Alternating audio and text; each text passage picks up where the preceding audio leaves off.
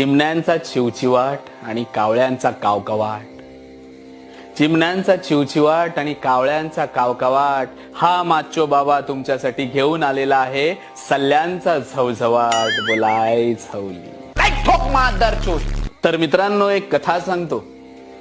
हिवाळ्यानंतर उन्हाळा, उन्हाळ्यानंतर पावसाळा आणि पावसाळ्याच्या ऋतूमध्ये सगळीकडेच हिरवळ असते.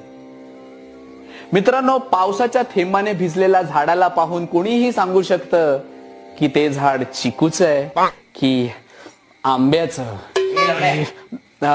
तर वेळ न दडवता आपण लगेच सुरू करूयात जे युगे न युगे वर्षानुवर्ष मी जी गोष्ट करत आलेला आहे. ऊन पाऊस थंडी ती मात्र निघाली रंडी.